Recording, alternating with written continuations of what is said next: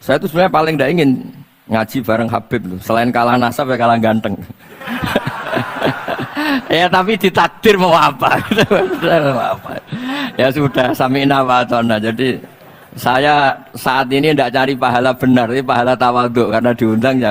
Ada sudah penting benar salah, penting tawadhu. Jadi saya tadi sedang rayu sama Allah, ya Allah, saya kali ini tidak cari benar, cari tawadhu. Sudah mesti pahalanya besar tawadhu itu. Ya ini madhab saya karena saya diundang di sini, Pak Habib Jidan juga ingin khas saya. Jadi kalau saya pura-pura tawadhu, pura-pura baik kan kaget. Kenapa Gus Bak sekarang jadi baik kan nanti? Ya ini anggap saja jujur. Ya kok rubah itu. Al-Fatihah. Bismillahirrahmanirrahim. Alhamdulillah. Ar-Rahmanirrahim. Surah Khairil Muhdubi alaihim wa'aladdallin. Terus niki napa niati nggih dawuhe Mu'ad bin Jabal niku ta'alu bina nu'min sa'atan. Terus Mu'ad bin Jabal teng riwayat Bukhari sering dawuh, ayo rene moro aku, ayo do iman bareng-bareng. Dados ngaji kados ngeten niki termasuk nambahi napa iman. Assalamualaikum warahmatullahi wabarakatuh. Nahmaduka ya ghafuru ya syakuru wa sholli wa sallim barik ala sayyidina wa ala Muhammadin wa ala alihi wa sahbihi ajmain amma ba'du. Ini alhamdulillah kula saged bayar utang ini sama Habib Jinten karena beliau pernah rawuh di mbah saya di Fakhriyah.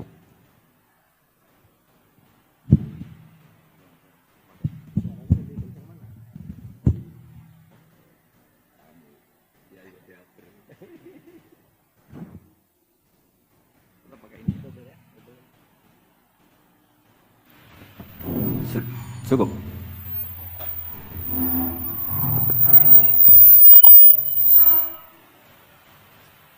Bon, cekap saja. Terus dulu 3 tahun yang lalu kalau nggak salah beliau rawuh di Pondok Fakhriyah, itu milik mbahnya Ki Hamid Pasuruan, juga masih mbah saya Ki Abdullah bin Umar. Mbah saya namanya Fatimah binti Idrus bin Umar. Masih ingat saya ketika itu beliau menyebut satu ayat wattaba'tu millata abai. Ini kata beliau Ustadz Mansur, umumnya orang tuh ingat kehormatan bapak-bapaknya yang keren-keren. Tapi kata Habib Jinten, baca wattaba'tu, yang penting tuh ikutnya, bukan bapaknya. Saya masih ingat. Terus Gus-Gus diem semua. Sadar kalau dimarahin Habib Jinten. Jadi ya Gus-Gus diluk semua, tak tanya kenapa diluk, ini orang dari Jakarta kok marah Gus-Gus. Ya itu unik, itu cara istidlal guru-guru kita. Jadi kalau wattaba'tu millata abai, kata beliau rohnya itu di wattaba'tu itu. Ittiba awal cuma istakhir ittiba awalan baru bangga dengan bapak-bapaknya. Jangan bangga dulu, enggak ittiba gitu. Jadi alim dulu, baru bangga Habib Jinten. Jangan bangga muridnya Habib Jinten, ndak alim-alim. Gitu Beb. Ya. Jadi memang saya secara sengaja cerita sanad ini saya baca Mas Jamal ya. Panggilannya apa? Mas Jamal. Mas Jamal ya. Pertama saya baca Al-Iqdul Farid, ini karangannya Said Muhammad bin Alawi. Di sini saya baca supaya barokah dari karangannya Sayyid Muhammad. Di antara orang yang beliau sebut dari ulama Indonesia, beliau ngendikan Al-Habib Al-Mu'ammar Ali bin Abdurrahman bin Abdillah Al-Habsyi. Wal-Habib, ya kuitang ini Bebe. Ya, jadi juga. Ya ini juga jad beliau dari omnya Wal-Habib Ali bin Husain bin Muhammad Al-Attas Sahibitat. Wal-Habib Hamid bin Muhammad bin Salim Asyiri. Wal-Habib Muhammad bin Ahmad bin Zain Al-Haddad. Wal-Habib Syekh bin Salim bin Umar Al-Attas. Nah ini Wal-Habib Salim bin Ahmad bin Jinten bin Syekh Abu Bakar bin Salim. Ini kitab karangannya Sayyid Muhammad bin Alawi. Terus ketika beliau cerita Sanad Ad-Darimi, Sunan Ad-Darimi, beliau ngendikan Arwi Sunan Ad-Darimi andis Sayyid Salim bin Jiddan Alian anil Habib Utsman bin Abdullah bin Akil bin Yahya Al-Alawi Mufti Batawi. Ya, An Utsman bin Hasan Ad-Dimyati Anil Amir Al-Kabir. Jadi keberadaan Habib Salim ini mudawwan, selain faktanya beliau sering taklim juga mudawwan dibukukan. Saya pernah hormat kholnya Syekhona Khalil.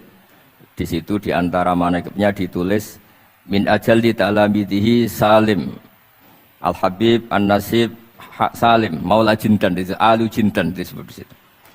Jadi ini bukan cerita untuk tafakhur, bukan untuk fakhriyah, tapi ini memang fakta untuk fakhriyah. Karena pondoknya buyut saya juga namanya fakhriyah, ya. Minal fakhriyah ilal fakhriyah. Ya, minal fakhriyah ilal fakhriyah. Nah, ini tentang sanad. Tadi saya sudah mentasihkan beliau dan beliau mengkuatkan hujah kita. Dulu ketika Habib Salim banyak orang yang menyalahkan orang pakai celana, Habib, ya. Nanti jenengan yang cerita. Beliau juga bela kultur itu. Saya pernah baca di kitabnya Said Muhammad Alawi, judulnya itu Manhajus Salaf fi Fahmin Nusus. Di kitab saya itu halaman 423. Nanti bisa dicek halaman 423. Di situ ada kata-kata wa kanat sunnatu Rasulillah sallallahu alaihi wasallam annahu yat'amu ma yajiduhu fi ardi wa yalbasu ma yajiduhu wa yarkabu ma yajiduhu mimma abahahu wa ta'ala. Terus beliau cerita, siapapun yang makan faman at'amama yajiduhu fi ardi fahuwa al-muttabi' lis-sunnah kama annahu hajjal baita min madinati nafsi faman hajjal baita min madinati nafsi fahuwa al-muttabi' lis-sunnah.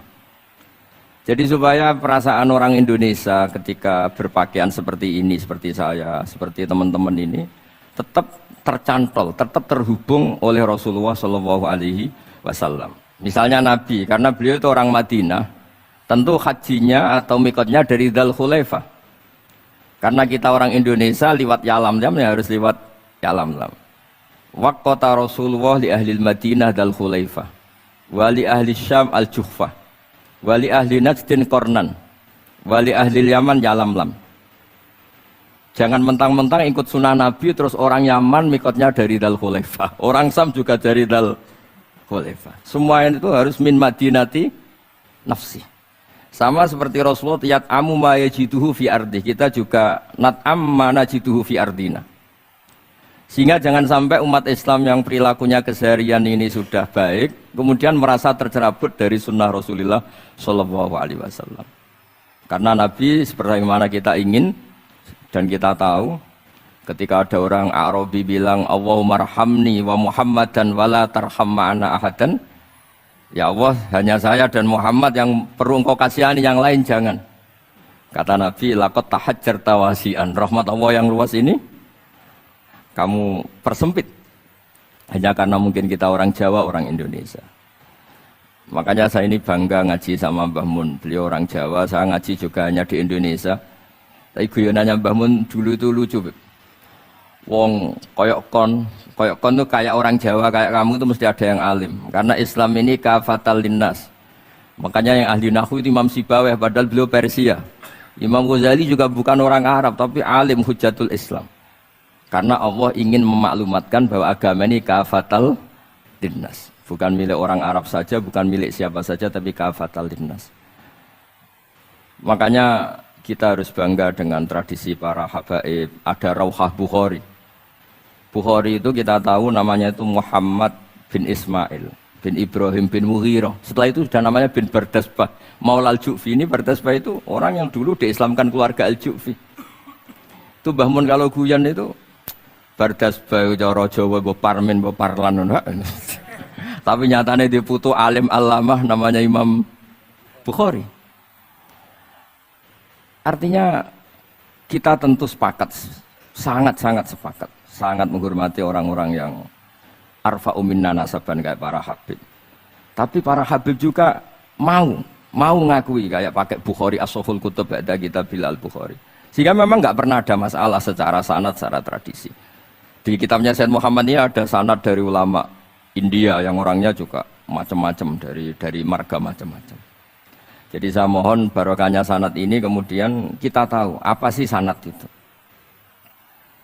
Sanad itu ya kadang-kadang harus lewat orang yang mungkin kita tidak cocok. Dulu itu ada sahabat tanya, kalau mencium istrinya pas Ramadan itu sah apa enggak? Kebetulan ditanya itu Maimunah. Enggak tanya Saudah karena sangat yakin enggak itu, kalau Saudah itu enggak. Itu Maimunah jawabnya, kalau kita enggak ngalamin, coba tanya Aisyah yang potensi ngalamin dicium pas Ramadan. Sebetulnya istri yang Nabi itu sama Aisyah itu ya agak gimana yang namanya Doro itu ya rival. Akhirnya tanya, ya Aisyah, gimana hukumnya lelaki mencium istrinya pas Ramadan? Ya dijawab sama Aisyah, qabbalani Rasulullah wa huwa shaim. Yang lainnya nggak bisa jawab, mau nggak ngalami. Jadi sanad tuh kadang ya cocok nggak cocok ya, memang itu fakta. Cara mandi junub, mbok kayak apa pinternya sahabat cowok kalau mandi junub ya nggak tahu.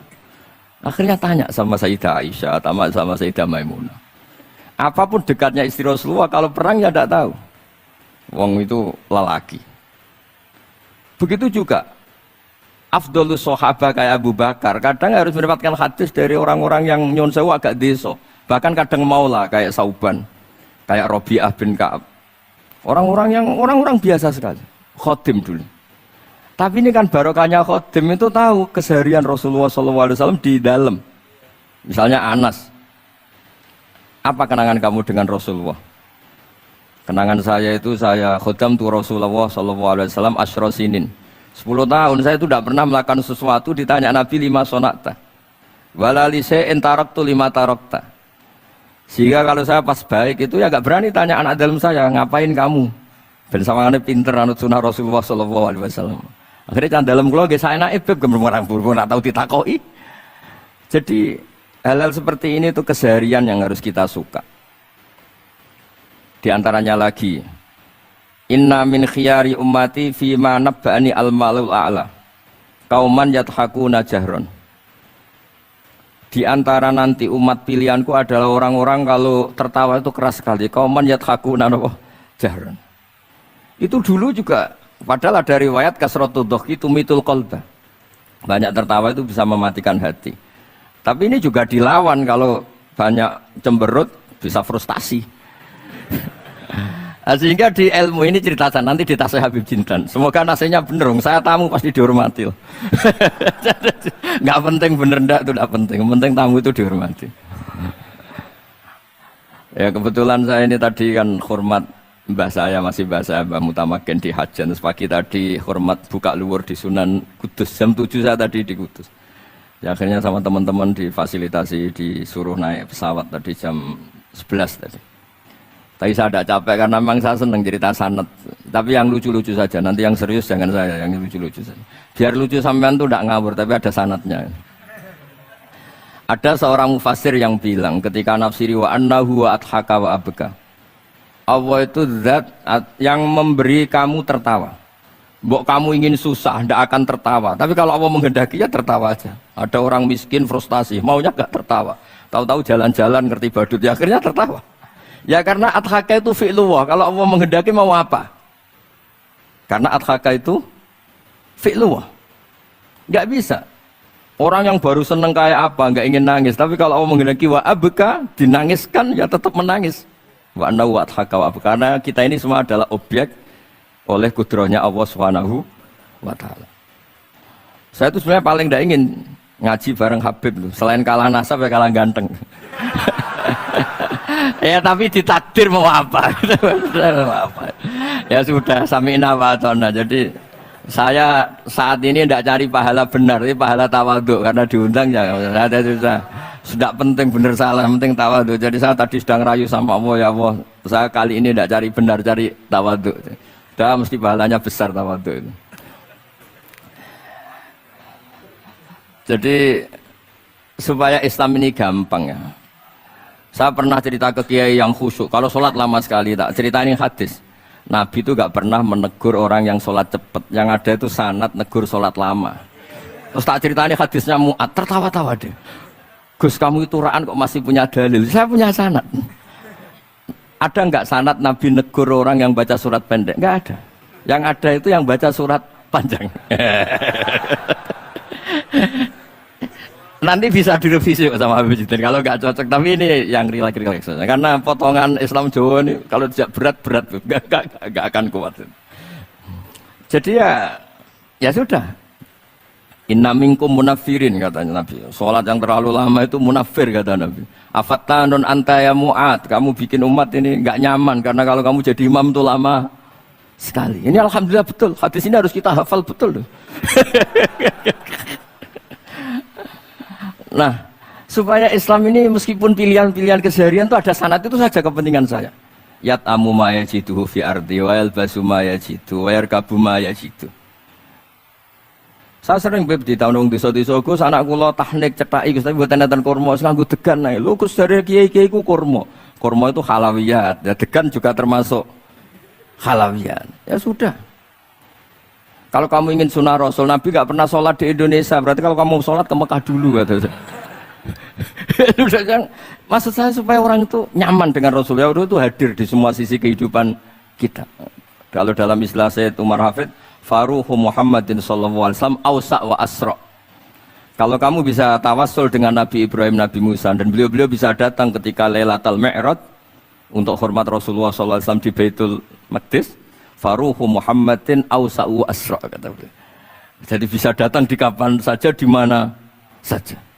Jadi jenengan meskipun di Indonesia tidak usah khawatir, kita semua ini dilihat Rasulullah sallallahu alaihi wasallam.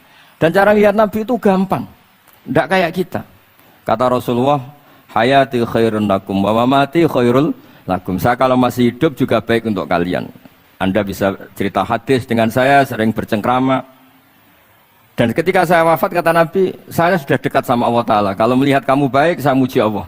Kalau melihat kamu salah, saya mintakan ampun. Makanya saya ini jenis kiai yang jarang istighfar. Ini bukan karena sombong. Saya ulang lagi, bukan karena sombong. Saya itu pengagum Sufyan As-Tsauri. Itu diantara khasnya itu jarang berdoa. Misalnya. Ketika ditanya, kenapa kamu jarang berdoa?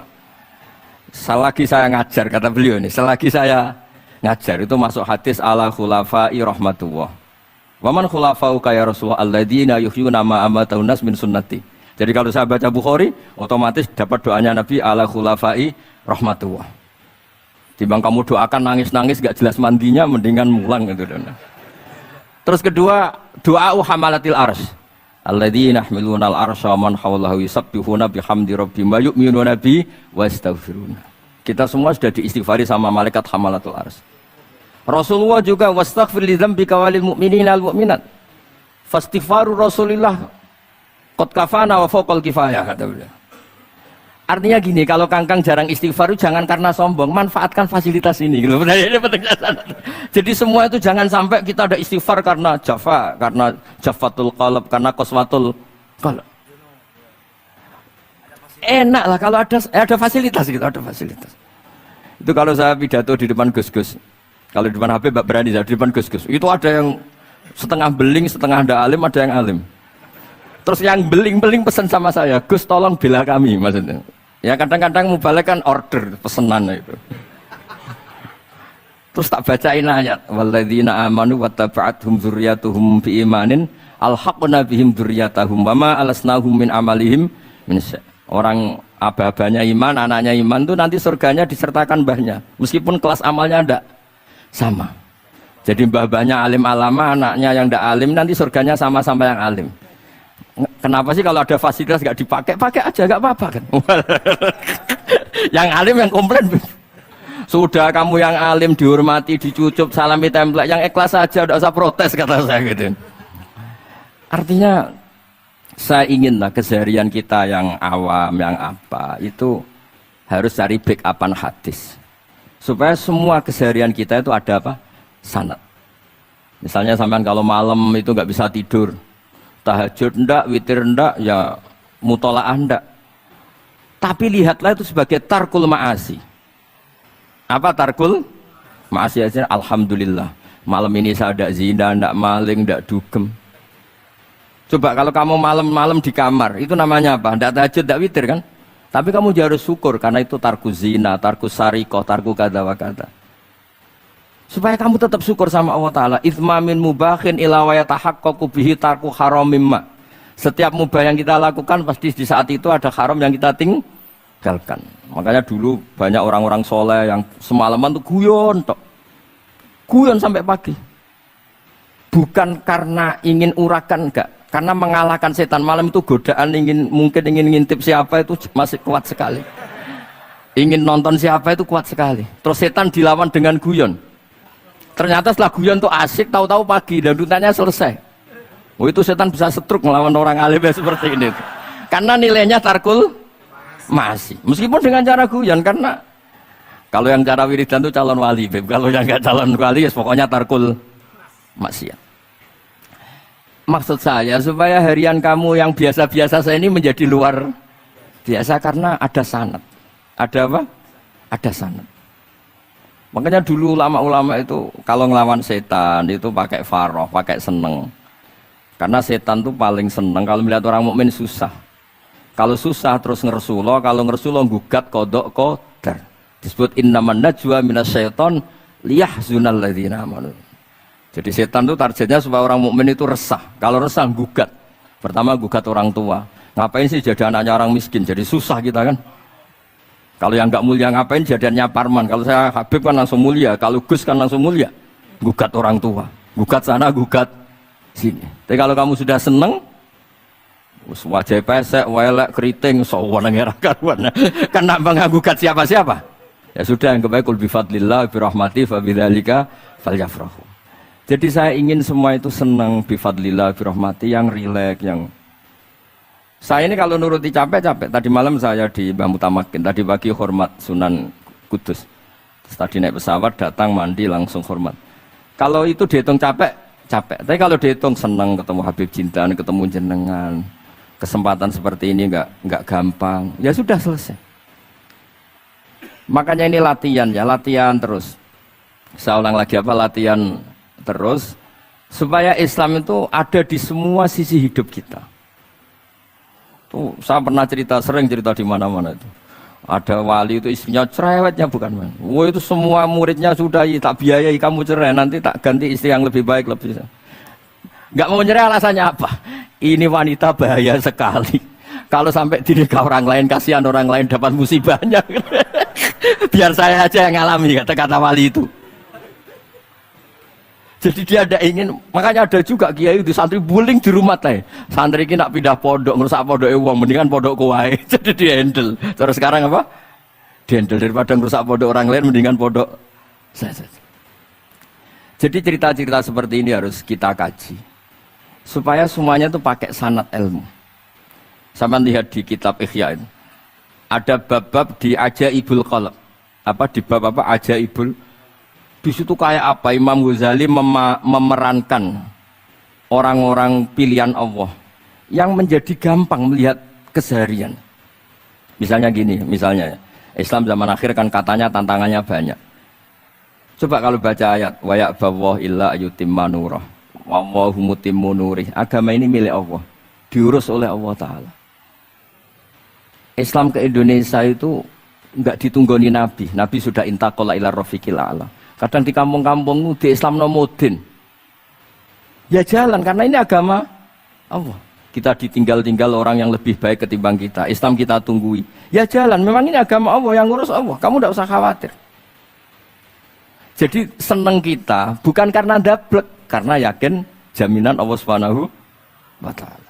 Jangan sampai kamu itu senang karena dablek, karena arogan, jangan. Karena bidomanillah, yakin bidomanillah wa bikafalatillah. Seperti senangnya Sayyid Abdul Muttalib. Ketika Ka'bah mau dirubuhkan Abraha, ada penyerangan Abraha. Ini yang Mbah Mun sering cerita ini. Wah itu semuanya kalah. Terus takut, man Sayyidu Hadil Wadi. Siapa tuan di sini? Abdul Muttalib. Abdul Muttalib itu datang dengan wibawanya yang luar biasa. Abraha itu sampai bingung dia. Kalau duduk di singgasana dia disalahkan orang banyak. Karena raja kok duduk berdua sama orang yang tidak raja. Kalau Abdul Muttalib di bawah, dia nggak punya nyali karena ada haibahnya Sayyid Abdul Muttalib. Oh, oleh takdim luar biasa. Setelah itu tanya, apa keinginan kamu? Saya tidak ingin perang, saya hanya ingin merobohkan Ka'bah. Ternyata Sayyid Abdul Muttalib jawabnya apa? Unta saya yang 100 lo kembalikan dulu, tidak usah cerita Ka'bah. Kagetnya bukan main Abraha. Kamu ini pemimpin yang nggak benar. Ka'bah itu dinu kawadinu abaik, itu kan agama kamu. Mau saya robohkan kamu malah bicara onta. Ini kamu itu pemimpin model apa? Jadi saya nyesal hormat kamu. Ternyata kamu mental kamu hanya mikir apa? Onta. Tapi jamnya Abdul Muthalib itu unik. Inna lihadal bait rabban hamaluk. Unta itu milik saya, kembalikan dulu. Kalau Ka'bah itu milik Allah, nanti diurus yang punya. jadi dibalik seenaknya itu ada tauhid yang luar biasa. Makanya saya termasuk kiai yang nggak susah kalau mau mati. Kalau mau mati, mati aja. Saya udah mikir kalau setelah saya ini agama gimana ya, gak gimana-mana mau agamanya Allah Ta'ala. Jadi dibalik, ya secara lahir kan seenaknya. Ternyata innal hadal bait rabbana hamahu. Kabeh itu ada yang punya, nanti biar diurus yang punya. Nah maksud saya kalau jenengan ini kan insya Allah ndablek semua, kawin ya gak mikir istri saya nanti makan apa, ya kan? Masa depan kamu ya tidak dipikirkan, warisan gak punya apa-apa, gak punya ya sudahlah. Bukan karena dapet, karena tawak. Itu saja pokoknya saya ingin ngomong, pokoknya perilaku Anda keseharian itu jadi energi to'at, ya. Perilaku keseharian Anda ini jadi energi apa? Itu saja. Barokahnya kamu ngaji nopo sanad. Itu dulu ada ulama miskin sekali. Itu tiap pagi datang ke gunung paling tinggi, terus dia duduk itu agak-agak angkuh itu. Siapa yang lebih raja ketimbang saya? Terus ditanya, kamu tidak raja, kok merasa ukuran raja itu tidak ada yang berani nyurus. Di sini juga nggak ada yang berani nyurus saya. Lu itu sudah bisa syukur sampai mati. Karena sekali dia kumpul orang, lihat orang naik Alphard ngeluh, lihat orang punya istri cantik ngenes, lihat apa ngenes daripada gitu naik ke gunung. Siapa yang bisa menandingi keladatan saya dalam hidup ini? Ana ma'allah wabillah ngomel-ngomel sendiri. Tapi itu cara dia syukur. Cara dia apa? Syukur. Dan akhirnya betul dia punya sanad. Mangkana aminan fi sirbih mu'afan fi jasadi intahu kuntu yaumi faka'anna ma khizat lahu dunya bihadzafiriya. Ya sebentar orang itu sehat, ya aminan fi sirbi mu'afan fi jasadi intahu kutu yaumi faka'anna ma khizat lahu dunya bihadzafiriha. Jadi ini madhab saya, karena saya diundang di sini Pak Habib Jiddan juga ingin khas saya. Jadi kalau saya pura-pura tawadhu, pura-pura baik kan kaget. Kenapa Gus Bak sekarang jadi baik kan nanti? Ya ini anggap saja jujur. Ya kok rubah itu. Nggih ngoten mawon, mugi-mugi barokah. Assalamualaikum warahmatullahi wabarakatuh.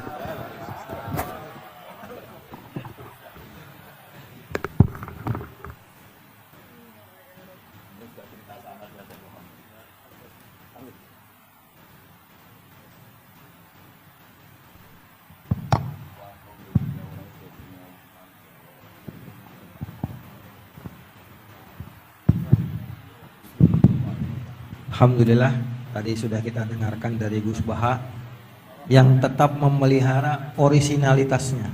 Ya, karena kalau berubah katanya nanti Habib Jiddan nyesel ngundangku malah berubah katanya. Bukan yang saya lihat di YouTube katanya gitu ya. Alhamdulillah masih campur bahasa Jawa juga, walaupun di sini banyak orang Betawi yang nggak ngerti. Dan saya bahasa Jawa itu bentuk tawadhu saya. Berarti saya kayak lokal hanya kayak Jawa. Saya sering dikomplain orang. Gus Anda ini kiai nasional atau bahasa Indonesia. Justru ini bentuk tawadhu saya. Kamu itu nggak pernah rasanya jadi kiai gitu. Nabi-nabi saja dulu aja iskola li kaumi. Jadi hanya terus akhirnya jangan ngawur saja masih punya dalil gitu. Jadi saya bahasa Jawa itu justru tawadhu saya. Saya merasa kiai ya di daerah saya, di komunitas saya. Udah merasa kiai global, kiai nasional. Nabi-nabi dulu aja iskola li kaumi. Kecuali banyak Habib Jiddan ini yang ila kafatil khalq, yang lainnya itu kaumi semua. Sebenarnya saya tidak ingin berargumentasi supaya kamu tahu bahwa pilihan saya itu ada sanad, itu aja. jadi ngawurnya aja ada sanad ya Gus ya. Dan memang Gus Baha nggak seperti kiai yang lain ya. Mungkin termasuk Kiai Yusuf Mansur atau kayak yang lain. Itu kalau bikin konten kan memang sengaja bikin konten gitu. Kalau Gus Baha lagi direkam aja dia nggak tahu direkam gitu. Tiba-tiba ceramahnya kemana-mana, orang denger, terus ngundang-ngundang beliau kemana-mana. Dan yang salah. Nggak mau tapi terkenal. Saya ini nyaur utang kalau duda nggak mau. Iya. Sebetulnya Gus Baha itu yang kita tahu bahwa beliau tidak senang ceramah. Nah ini pasti benar ya. Saya nggak disalahin. Bayar utang aja. Dan hanya mau diundang kepada dengan orang-orang tertentu termasuk Habib Jiddan ya, karena takziman wa takriman. Nah itu karena beliau itu nggak mau ceramah, beliau maunya baca kitab. Jadi insya Allah kalau Habib Jiddan ngundang lagi baca kitab, insya Allah beliau mau datang lagi. Insya Allah. Kiai Yusuf Mansur Girian besok undang ke Darul Quran. Iya. Jadi ini alhamdulillah kita dengar dari beliau. Tapi nanti insya Allah kita ada tanya jawab. Gak usah khawatir. Ilmu Gus Baha masih kita gali lagi. Dan sekarang kita berikan kesempatan, kita mohon perkenannya Habibana Sayyidil Habib Jindan bin Novel bin Salim bin Janan. Alaihi falyatafaddal.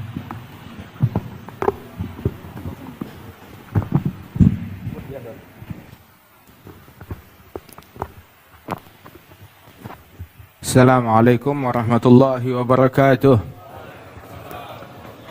Alhamdulillah wassalatu wassalam ala sayyidina Rasulillah Sayyidina Muhammad bin Abdullah wa ala alihi wa sahbihi wa mawalah. Ma ba'd, kita bersyukur kepada Allah Ta'ala atas pertemuan yang dan kesempatan yang demikian mulia ini di hari yang teramat mulia, di bulan yang teramat mulia, bulan Muharram, di hari Senin dan bertepatan hari Ashura, hari 10 Muharram 1444 tahun sejak hijrahnya Nabi besar Muhammad sallallahu alaihi wa alihi wasallam. Sungguh kesempatan yang amat baik. Alhamdulillah kita berkumpul bersama akhina Kiai Haji Bahauddin Nur Salim. Mudah-mudahan Allah Ta'ala berikan kesehatan, afiat, keberkahan kepada beliau dan segenap para ikhwanina, sahabat-sahabat kami,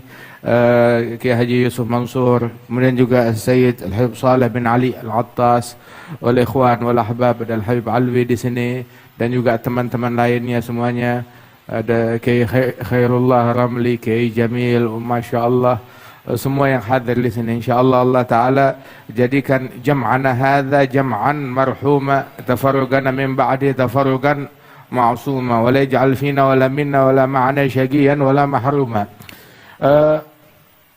Al-Imam Abdullah bin Ali Al-Haddad Al-Mujaddid fi zamanih, beliau menyebutkan bahwasanya syajaratul ukhuwah, pohon persaudaraan, tusga bima'id tazawur wa tuthmir at-ta'awun ala ta'atillah. Sesungguhnya pohon persaudaraan itu harus disiram. Kalau enggak disiram akan mati. Kalau mati maka nggak akan membuahkan, nggak ada gunanya, nggak bakal ada manfaatnya, berujung untuk ditebang. Maka pohon persaudaraan itu harus dirawat. Dirawatnya adalah dengan tazawur, disiram, dengan saling berziarah, saling berkunjung. Alhamdulillah, sebagaimana beberapa tahun yang lalu kita pun juga berziarah ke tempat datuknya Gus Baha di Al-Fakhriyah. Hari ini Gus Baha datang ke Al-Fakhriyah, Masya Allah, min Al-Fakhriyah ila Al-Fakhriyah, Masya Allah. Jadi sebenarnya ya nggak kemana-mana, kalau ditanya di mana lagi, di Al-Fakhriyah sudah. Masya Allah, min Al-Fakhriyah ila Al-Fakhriyah. Kemudian juga apabila sudah disiram, dia akan berbuah, dan berbuahnya adalah ta'awun ala ta'atillah, saling bantu di dalam mentaati Allah Subhanahu wa Ta'ala. Dan perkumpulan yang semacam ini, perkumpulan para talabatul ilm, para pecinta ilmu agama, penuntut ilmu agama, maka ini adalah sesuatu yang disukai oleh Allah, disukai oleh Rasulullah sallallahu alaihi wasallam. Apalagi kita berkumpul ka ikhwah fillah, sebagai orang-orang yang bersaudara karena Allah Subhanahu wa Ta'ala. Dan perkumpulan bersama al-ikhwah fillah, bersama saudara-saudara yang dijalin persaudaraan karena Allah, itu merupakan sesuatu yang sangat agung, yang sangat luar biasa. Yaqul al-Imam al-Arif billah Al-Habib Ahmad bin Hasan Al-Attas. Hadha Al-Habib Ahmad bin Hasan, beliau gurunya, beliau adalah sahabat Sayyid Abbas Al-Maliki, datuknya, njitnya Al-Habib Muhammad bin Alwi bin Abbas Al-Maliki. Beliau yang memberikan nama. Dulu Sayyid Abbas Al-Maliki nggak punya anak laki, dia punya anak laki meninggal, dia punya anak laki meninggal. Hingga akhirnya datang Al-Habib Ahmad bin Hasan, muridnya Sayyid Ahmad bin Zaini Dahlan. Berarti ini adalah agran kepada Syekhana Khalil Al-Bangkalani. ketika jumpa dengan Al-Habib Ahmad bin Hasan minta doa, dibilang kamu bakal dapat anak. Tapi dengan syarat kasih nama, ya, namanya nama kami, yakni Sadah Al-Alawiyin Al-Husainiyin. Beliau adalah Al-Hasani, dan di dalam keturunan mereka itu nggak ada yang namanya Alawi. Alawi kebanyakan dari kalangan Sadah Al-Husainiyin. Kalau kamu mau, maka beri namanya kami. Begitu. Siapa namanya? Alawi. Maka Sayyid Abbas menyetujui, baik, dengan syarat, ya, di usia muda, di usia belia belasan tahun, beliau sudah menjadi pengajar di Masjidil Haram. Di Masjidil Haram zaman dulu yang mengajar orang sepuh semua, 60 tahun, 70 tahun, begitu. Yang 50 tahun mengajar itu jarang. Ini belasan tahun mengajar di Masjidil Haram. Subhanallah, lahir anak dikasih nama Alawi, dan di usia belasan tahun, di bawah 20 tahun itu sudah mengajar di Masjidil Haram. Masya Allah, dengan sertifikat atau persetujuan dari para syuyukh yang ada di zamannya tersebut. Fahakadha hadzal Imam Al-Habib Ahmad bin Hasan Al-Attas, beliau bilang, ana idza ja'ani al-ikhwan fillah qad taraktu ba'd awradi li'anna al-awrad tuqda wa mujalasatul ikhwan fillah la tuqda.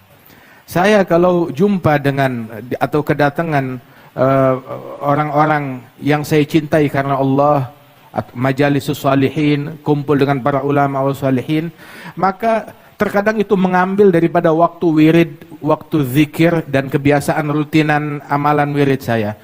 Maka saya tinggalkan demi ngebelain untuk majelis yang semacam ini, untuk duduk yang semacam ini. Kenapa? Sebab wirid bisa digodok nanti. Tetapi kalau duduk bersama para salihin, ini nggak bisa digodok. Ya kesempatannya cuma saat ini aja. Begitu, nggak bisa digodok. Walidzalik, alhamdulillah atas jalsa dan perkumpulan yang luar biasa ini, dari mana kita berbicara dalam perkumpulan ini tentang perhatian kepada turath dan sanad di dalam keilmuan dari para ulama yang berada di wilayah Nusantara ini.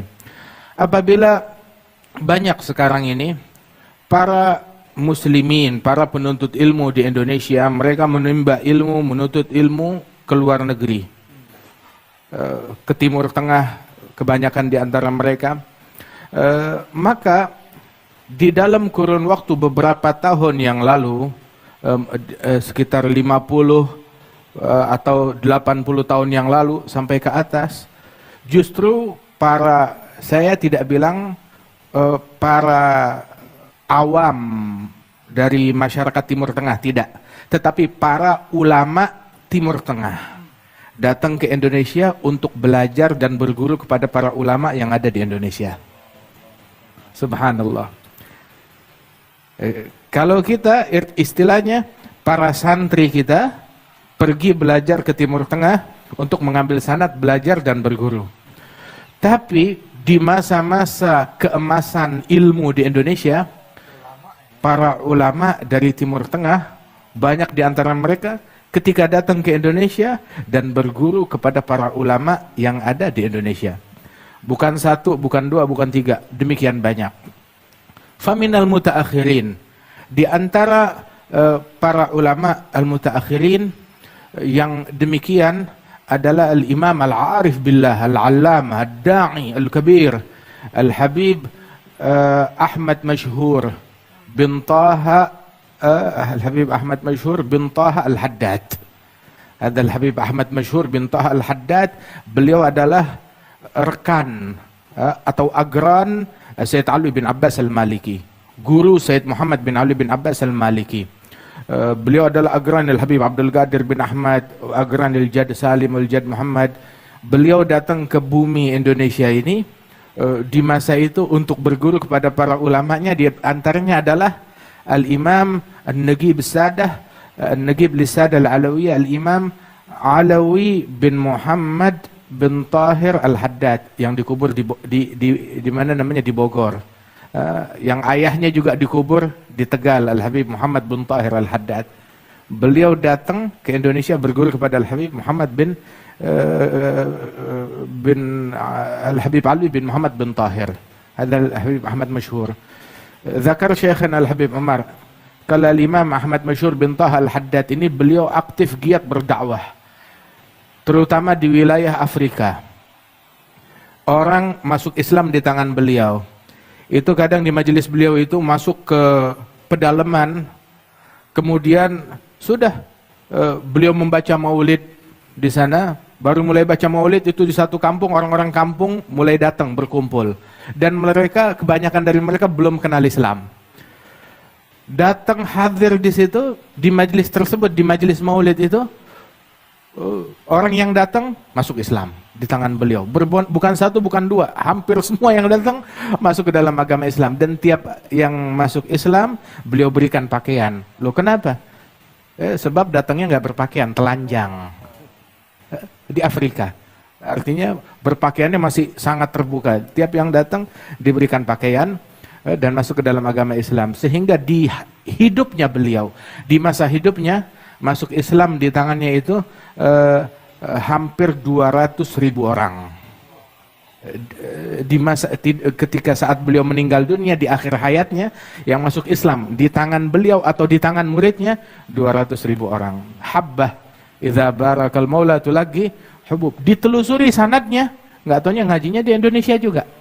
Beliau belajar kepada para ulama di Hadramaut.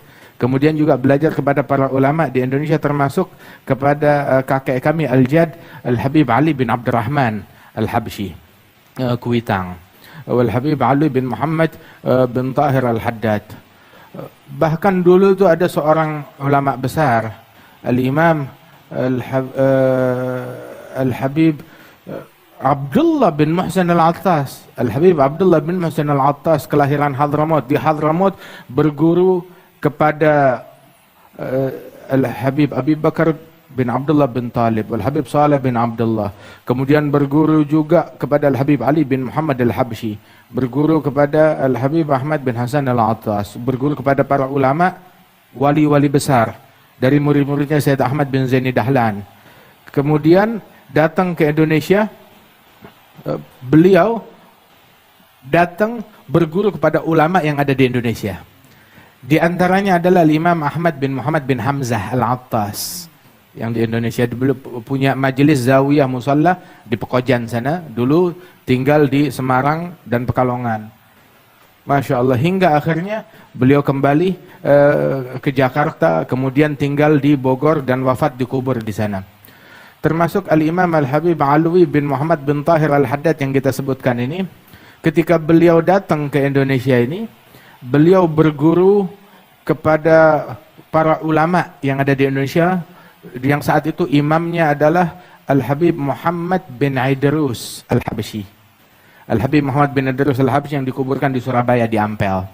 Begitu wafat Al-Habib Muhammad bin Idrus Al-Habsyi, beliau berguru lagi kepada menantunya Al-Habib Muhammad bin Idrus, Al-Habib Muhammad bin Ahmad Al-Mihdhar. Begitu Al-Habib Muhammad bin Ahmad Al-Mihdhar wafat dan meninggal dunia, maka beliau berguru kepada Al-Habib Abdullah bin Muhsin Al-Attas. Hingga wafat Al-Habib Abdullah bin Muhsin Al-Attas dan beliau menjadi rujukan para ulama yang ada di zamannya. Waljad Al-Habib Salim bin Ahmad bin Jindan, beliau memiliki guru lebih dari 360 guru. 360 syekh, lebih dari 300 syekh.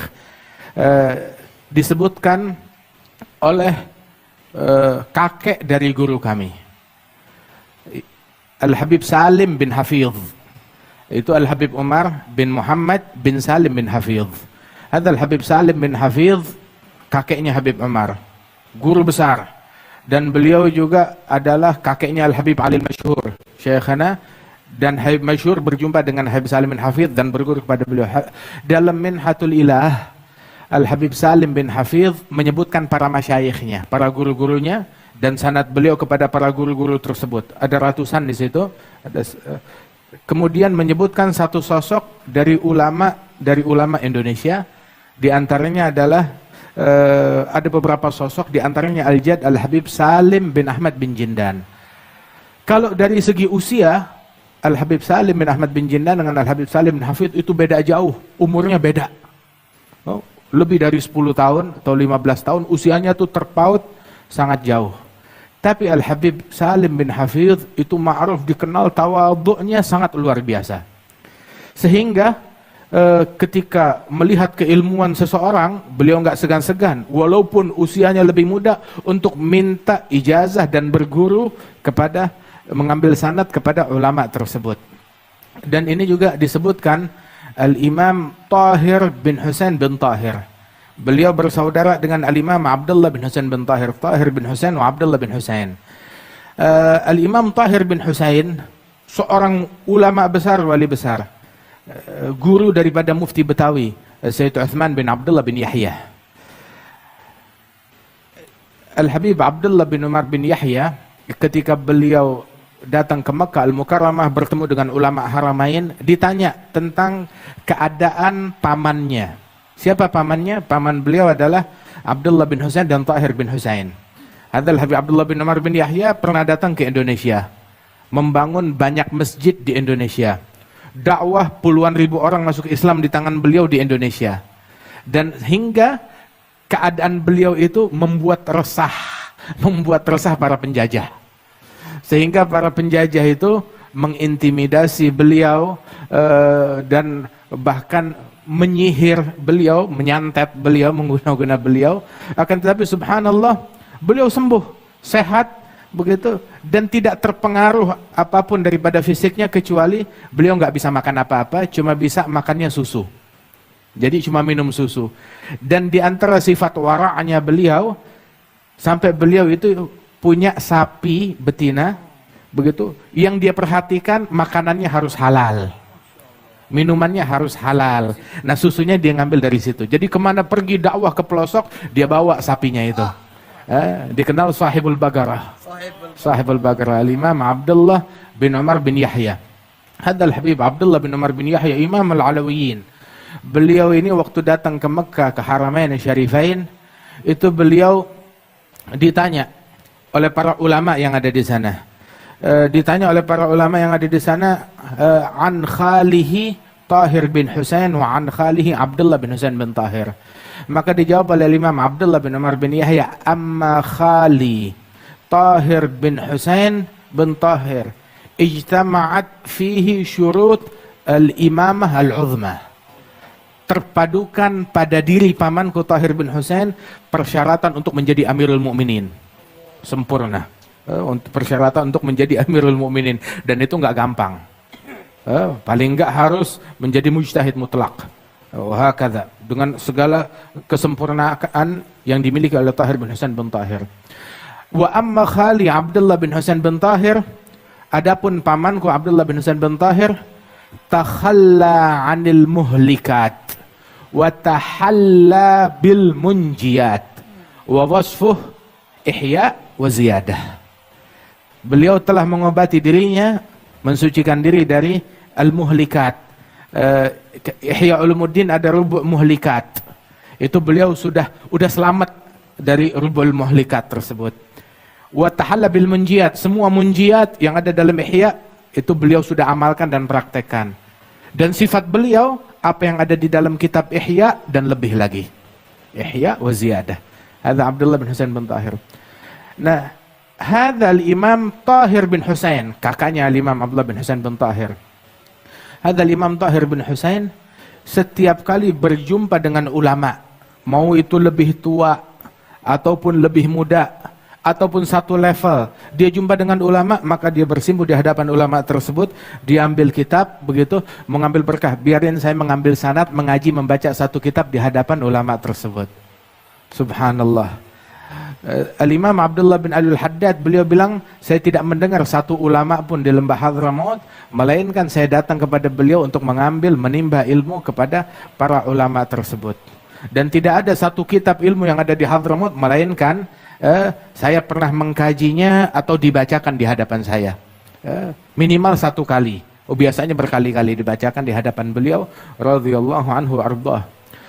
Alhasil, dalam sanad keilmuan tersebut banyak para ulama datang ke bumi Indonesia ini berguru kepada wali-wali yang ada di sini. Termasuk juga yang kita sebutkan Al-Habib Ahmad bin Muhammad bin Hamzah Al-Attas. Al-Imam Ahmad bin Muhammad bin Hamzah Al-Attas datang ke Indonesia, dia berguru kepada Al-Habib Syekh Boto Putih, Syekh bin Ahmad Bafagih. Dan juga ada satu gurunya di Madura dari Baharun ulama. Subhanallah. Dia berguru kepada mereka para ulama wali-wali besar tersebut yang dimuliakan oleh Allah Subhanahu wa taala tersebut. Wal Jad Al-Habib Salim bin Ahmad bin Jindan yang disebut oleh Al-Habib Salim bin Hafidh, Habib Salim bin Hafidh dalam Minhatul Ilah menyebutkan di antara guru saya adalah Sayyid Salim bin Ahmad bin Husain bin Jindan, Ibni Syekh Habib Bakar bin Salim. Al bin Hafidh dengan sama-sama bin Syekh Habib Bakar bin Salim, kita semuanya. Syekh Abu Bakar punya anak 13 laki-laki, semuanya wali. Semuanya wali besar.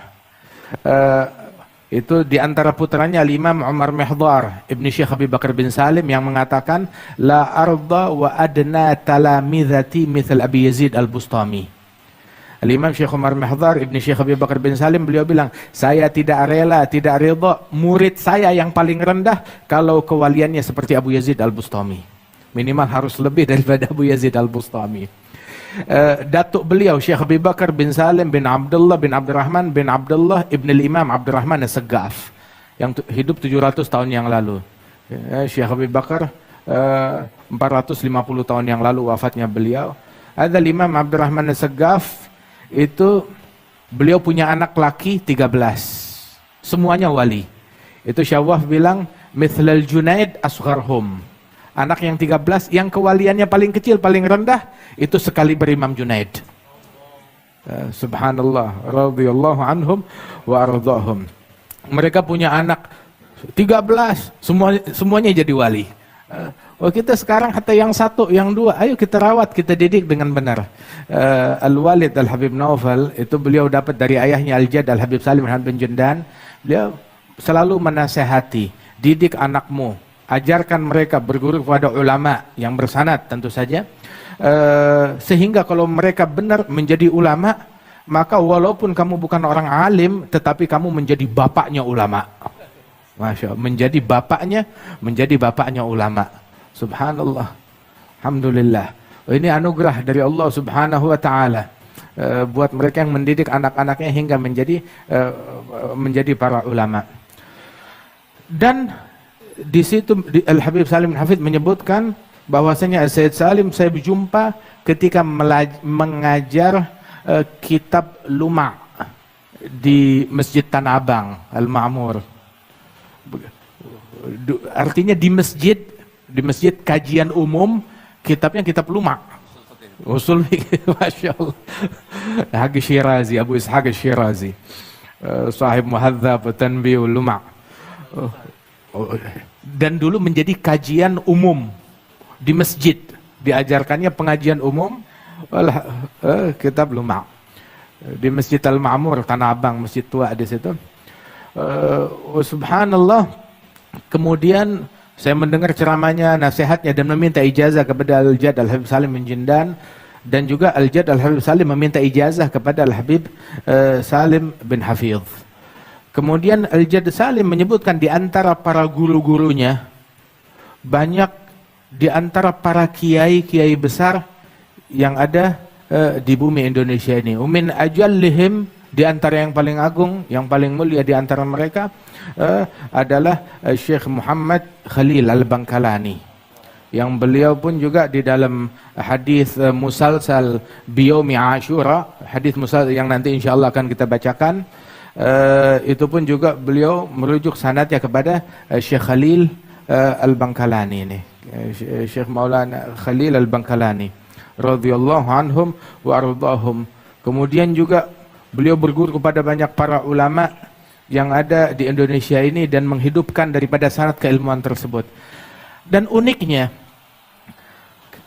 ketika kita menemukan sanad para ulama yang ada di Mekah minal mutaakhirin, ditemukan sanad tersebut baliknya kepada para ulama yang ada di Indonesia juga. Sumber sanad keilmuan dalam ahadis, dalam keilmuan yang ada di Mekah, yang dimana minal mutaakhirin merujuk kepada Sayyid Muhammad bin Alawi bin Abbas Al-Maliki, yang mana Sayyid Muhammad bin Alawi bin Abbas Al-Maliki selalu dan banyak dan hampir di setiap majelis beliau ketika berbicara tentang hadis, tentang keilmuan, tentang sanad, beliau merujuk kepada Al-Jadd Al-Habib Salim bin Ahmad bin Jindan. Yang mana setiap kali Jaddi Salim datang ke Mekah, Sayyid Muhammad bin Alwi beliau yang mendampinginya dan belajar berguru kepada Al-Jadd Salim. Saat itu usianya masih muda sekali, yang mendampingi ke semua tempat dan belajar kepada Al-Jadd Al-Habib Salim bin Ahmad bin Jindan. Saking dekatnya mereka juga hubungan keluarga kami dengan keluarga Al-Maliki, sampai dipersaudarakan antara ayah kami Al-Walid Al-Habib Naufal dengan Sayyid Muhammad bin Ali bin Abbas Al-Maliki, dipersaudarakan antara mereka oleh Al-Jadd Salim dan oleh Sayyid Alwi bin Abbas Al-Maliki. Kemudian juga Sayyid Alwi bin Abbas mengambil dari Al-Jadd Salim. Al-Jadd Salim pun juga mengambil dari Sayyid Alwi bin Abbas Al-Maliki dan para ulama yang ada di Mekah. Bahkan Syekh Muhammad Yasin Al-Fadani yang berasal dari Padang, tapi menjadi rujukan ulama dunia, musnidid dunia kepada Syekh Muhammad Yasin Al-Fadani, hingga Al-Habib Ibrahim bin Aqil bin Yahya, Al-Ibrahim bin Umar bin Aqil bin Yahya. Beliau pun ketika jumpa dengan Sayyid Syekh Muhammad Yasin Al-Fadani saling bertukar ijazah. Wal Habib Ibrahim bin Aqil beliau menguasai sanad keilmuan dari para sadah Al-Alawiyin dan para ulama yang ada di Yaman. Syekh Muhammad Yasin Al-Fadani yang saat itu memang lebih muda usianya daripada Al-Habib Ibrahim bin Aqil, tetapi beliau banyak menimba keilmuan dari para ulama, dan dulu para ulama datangnya semuanya ke Mekah. Jadi di situ beliau meraih keuntungan mendapatkan sanad keilmuan dari semua para ulama yang datang ke Mekah. Hingga Al-Habib Ibrahim bin Aqil yang sepuh juga meriwayatkan kepada Syekh Muhammad Yasin Al-Fadani, dan saling bertukar ijazah, dan dengan begitu terhubung sanad antara barat dengan timur. Subhanallah. Dan semuanya itu berhubung dengan sanad para ulama yang ada di Indonesia ini, radhiyallahu anhum warḍahum. Dan perhatian kepada sanad ini demikian penting, sebab dikatakan bahwasanya as-sanad min khususiyah hadhil ummah. Sanad adalah keistimewaan yang Allah Ta'ala berikan kepada umat Nabi Muhammad Sallallahu Alaihi Wasallam. Yang ini dalam umat Nabi Muhammad tetap terjaga hingga zaman kita. Tapi di dalam agama-agama yang lain, ajaran yang lain, nggak ada sanadnya. Nggak ada ketemu. Mereka nisbatkan, oh, ini kepada Nabi Isa, ini kepada Nabi Musa. Ditelusuri nggak ada sanadnya. Mengkotek, terputus begitu aja. Subhanallah, dari Israiliyat yang mereka dapatkan. Subhanallah. Wah, adapun yang bersumber dari Israiliyat, apa yang yuwafik dengan ajaran kita, ma yukhalif, bisa kita terima dan kita pakai. Begitu, selama itu nggak ada kaitannya dengan hukum. Apa yang yukhalif, yang bertentangan, maka ya kita tidak terima. Begitu. Khudh min Bani Israel wala haraj wa hakadha. Kemudian juga sampai disebutkan bahwasanya laula sanad lagala man syaa bima syaa. Kalau bukan keberadaan sanad keilmuan ini, maka seseorang akan berbicara semaunya, dengan menisbatkan kepada semaunya. Tetapi harus ada sanadnya, sumbernya dari mana dia dapatkan. Dan sanad bukan cuma dalam keilmuan atau di dalam kitab yang dia baca, tetapi di dalam as-sanad laisa fin nusus faqat, bukan di dalam nas-nas ilmiah, tetapi sanad di dalam fahmin nusus. Pemahamannya juga harus bersanad. Sebab kalau tidak, sebagaimana disebutkan oleh Nabi Muhammad SAW tentang pemahaman yang tidak bersanad, walaupun dalam Al-Quran. Dalam hadis al-musalsal bi mashid turab, kama rawa jaddana al-Habib Salim, Muhammad bin Jindan, itu dalam hadis musalsal bi mashid turab, itu Rasul sallallahu alaihi wasallam dengan asanidnya menyebutkan, man takallama fil Qur'an bi ra'yihi, dalam riwayat bi ghairi ilm falyatabawwa maq'adahu minan nar. Kata Nabi sambil mengusap ke tanah. Barang siapa yang berbicara tentang Al-Quran tanpa didasari ilmu, dalam riwayat bira'yihi, menurut saya, kalau nggak salah, saya rasa, Al-Quran pakai perasaannya dia, menafsirkan Al-Quran bira'yihi, maka faliyatabawa, bersiap untuk duduk di singgasana jadi neraka. Sudah punya kursi di neraka, artinya pasti masuk. Waliyadzubillahi min dzalik. Yakni hatta faham di dalam nusus itu harus dengan pemahaman yang bersanad. Termasuk juga dalam metode, dalam cara juga bersanad. Subhanallah, kita sampai cara pidato, cara ceramah diajarin, ada rambunya. Ini boleh, ini nggak boleh. Ini lakukan, ini jangan dilakukan.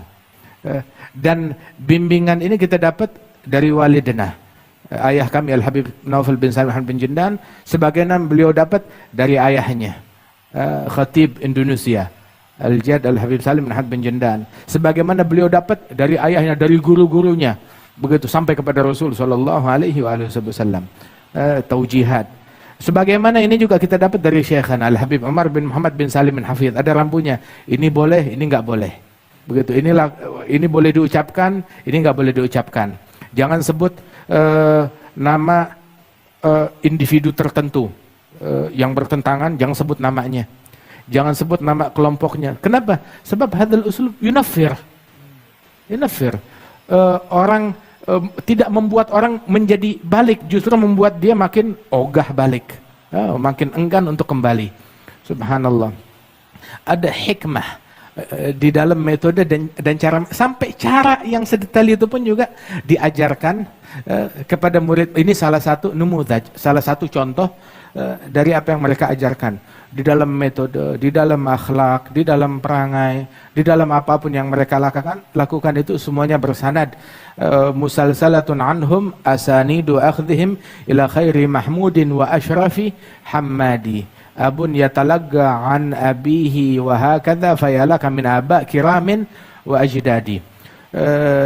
Sampai juga disebutkan dalam Imam Abi Bakar Ashilli dalam Masyar' Arawi itu setiap kali menyebutkan sosok seorang ulama besar atau wali besar yang ada di Tarim dari para ahli bait, fulan bin fulan wulida bi Tarim wa hafizal Qur'anal azim.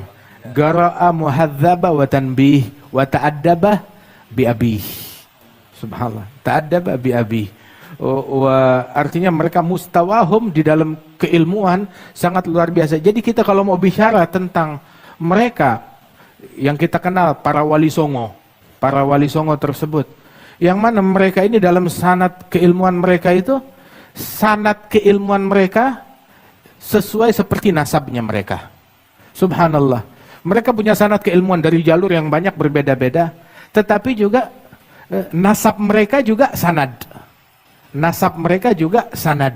Subhanallah. Yang mana mereka adalah keturunan dari Al-Imam Abdul Malik bin Alwi Ammal Faqih bin Muhammad Sahib Merbat bin Ali Khala Agasam bin Alawi bin Muhammad Maula Som'ah bin Alwi bin Ubaidillah bin Ahmad Al-Muhajir bin Isa bin Muhammad Al-Nagib bin Ali Al-Uridhi bin Ja'far Sadiq bin Muhammad Al-Bagir bin Ali Zain Al-Abidin ibn Al-Husayn Al-Syahid bin Ali bin Abi Talib wa ibn Fatimah Az-Zahra binti Nabi Muhammad sallallahu alaihi wasallam.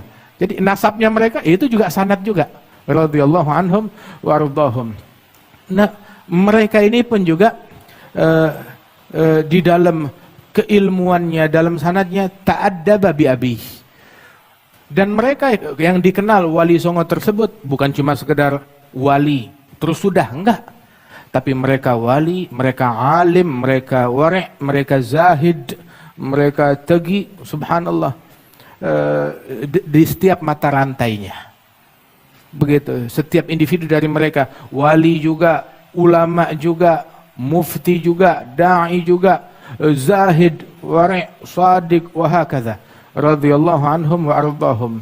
Sehingga Syekhana Al-Habib Umar bin Muhammad bin Salim bin Hafidh ketika menyebutkan tentang silsilah sanad keilmuan daripada wali-wali yang ada di Indonesia ini, yang diadakan haulnya ini, fulan bin fulan bin fulan, Beliau adalah wali, ibn wali, ibn wali, ibn wali sampai Nabi Muhammad. Alim, ibn alim, ibn alim, ibn alim, ibn alim terus sampai Nabi Muhammad. Wari' ibn wari', ibn wari', ibn wari' ila Nabi Muhammad. Zahid, ibn Zahid, ibn Zahid, ibn Zahid ila Nabi Muhammad. Bahkan di antara syuyukhna, di antara guru-guru kita yang dalam sanad yang kita punya ini, Gutub, ibn Gutub, ibn Gutub, ibn Gutub, ibn Gutub ila Nabi Muhammad.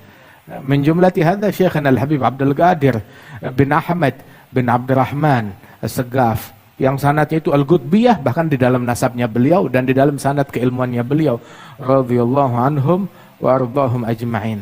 Masya Allah. Wahakadha. Artinya kita di sini kita punya bid'ah sendiri. Indonesia ini, masyarakat Indonesia ini, keilmuan ini adalah hadhihi bid'atuna. Ini adalah asetnya kita, ini adalah miliknya kita. Jangan sampai kita sia-siakan dan kita lupakan dan kita tinggalkan. Sebab semuanya ini mahmakan keilmuan dari para masyayikh dari masyrik ataupun dari maghrib, dari Arabil, Nusantara, ataupun dari Syarqil Awsat, dari Timur Tengah, dari Hijaz, ataupun dari Syam, ataupun dari Yaman. Al-ilm rahimun baina ahli. Ilmu itu adalah rahim, hubungan rahim, silaturahmi antara para pemiliknya. Subhanallah. Waktu tahun 18 Hijriyah kita pergi haji bersama Syekhana Al-Habib Umar. Terus kita datang ke tempatnya Sayyid Muhammad bin Alwi bin Abbas Al-Maliki. Kemudian berbicara tentang sanad para masyayikh Hijaz. Wal Habib Umar juga berbicara tentang sanad para masyayikh Al-Yaman yang dikenal. Hingga akhirnya Al-Habib Umar mengatakan kami dan Sayyid Muhammad bin Alwi Al-Maliki dalam sanad keilmuan kami ini, kita semuanya adalah dari sumber, dari mamba, dari tempat yang sama. Terus hatta hadil kalimah tu'jib Sayyid Muhammad katsir. Membuat Sayyid Muhammad itu demikian takjub dengan kalimat ini. Al-Habib Umar bilang, itu di Hadramaut ada namanya Jabiyah. Jabiyah itu apa kalau di sini? Jadi kolam orang untuk ambil air wudhu, Jabiyah. Itu Jabiyah itu biasanya 4 pintu. Nah, di dalamnya itu, kolamnya itu aksar min gullatain, orang wudhu di situ atau mandi di situ. Nah, itu di bagian bawahnya itu walaupun terpisah 4 ruangan, akan tetapi di bagian dalamnya itu airnya itu saling menyatu. Airnya itu menjadi satu. Nah, begitu juga sanad keilmuan kami, kata Al-Habib Umar. Walaupun saya dari pintu yang ini, Sayyid Muhammad dari pintu yang ini, tapi pada hakikatnya di dalamnya airnya kita semuanya satu sama. Ditelusuri bersumber dari para masyayikh yang sama radhiyallahu anhum wa ardahum ajmain. Ala kulli hal, sebenarnya yang dinantikan ini bukan saya, Gus Baha yang dinantikan. Kita di sini semuanya alhamdulillah, para ikhwanana, ashabana wa ahbabana, para asatidzah yang hadir tengah-tengah kita ini, mereka mengharapkan ijazah dari Gus Baha juga. Dan mudah-mudahan Allah Ta'ala berikan keberkahan. Wa insyaallah mithal hadhil jalsah tatakarrar insyaallah. Wa nafrah bimaji'ikum ahlan wa sahlan wa marhaban. Nazaltum fi manazilina fazadat bikum syarafan tadha'afa bin nuzuli wa maqdamukum alaina fihi bushra lana wa lakum biidrakil qabuli. Wa nasallahu ta'ala al-qabul insyaallah lana wa lakum al-jami'. Amin ya rabbal alamin.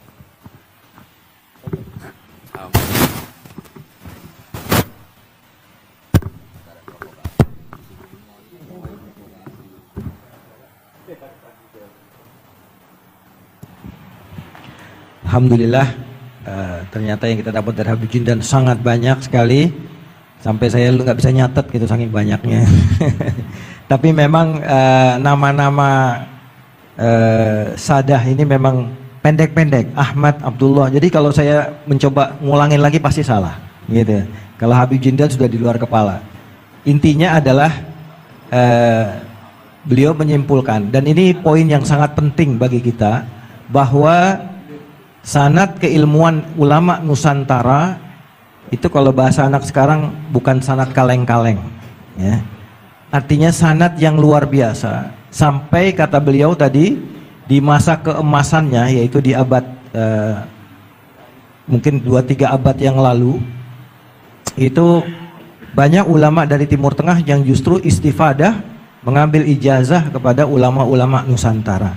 Dan itu pun disebutkan dalam sahabatnya Syekh Yasin Al-Fadani yang sangat banyak. Bahkan beliau punya kitab khusus sahabat dari Masyayikh Nusantara yang sayang belum pernah dibaca di Indonesia. Ini dikatakan Said Mamduh, jadi belum pernah dibaca. Bahkan waktu itu kami dengan Habib Hamid Al-Gadri, Habib Ali Bahar pernah niat mau coba bikin acara itu di PBNU, undang Said Mamduh, Syekh Said Mamduh untuk membahas kitab itu. Jadi sanad Syekh Yasin yang khusus dari ulama Nusantara, dan ini luar biasa. Dan kita tahu bagaimana tadi disebut Syekh Yasin juga bukan hanya ada cerita sedikit, Habib digelari oleh Said Abdullah bin Siddiq Al-Ghumari, bin Muhammad Siddiq Al-Ghumari.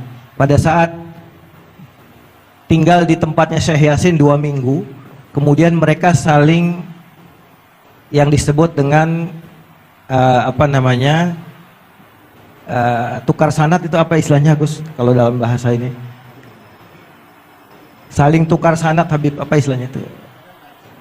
Tadabbaj ya, mudabbaj. Nah, itu antara Sayyid Abdullah Al-Ghumari dengan Syekh Yasin Al-Fadani. Nah ternyata Syekh Yasin punya sanad al-musalsal bi aklil jir, makan belut, kalau bahasa kita ikan lele. Dan itu Sayyid Abdullah terperanjat, belum pernah ketemu musalsal yang semacam itu, sehingga beliau waktu itu menobatkan Syekh Yasin, antal an musnidul asr, bukan musnidul dunia lagi, karena nggak ada lagi di zaman ini yang selengkap Syekh Yasin sanadnya. Dan karena beliau punya al-musal bi aklil jir, makan belut, ikan yang kayak ular itu ya. Nah, ini tentu saja sebuah kekayaan yang luar biasa. Artinya ulama Maroko seperti Sayyid Abdullah Al-Ghumari mengakui keulamaan Syekh Yasin Al-Fadani. Begitu juga kita kenal Datuk Habib Jindan, Habib Salim bin Ahmad bin Jindan, termasuk pemilik sanad Ali di dalam periwayatan hadis. Dan istimewanya Habib Salim bin Jindan, yang saya tahu, mohon koreksi kalau salah, beliau selalu ketika minta ijazah sanad, li auladi wa banati, betul ya Habib ya? Sehingga putra dan putri Habib Salim bin Jindan fi nafsi tabaqah abihim. Jadi anak-anaknya Habib Salim, yaitu Habib Naufal dan semuanya, itu satu tabaqah dengan Habib Salim bin Jindan abahnya. Padahal yang minta ijazah abahnya, tapi diikutkan dalam istijazah itu. Sehingga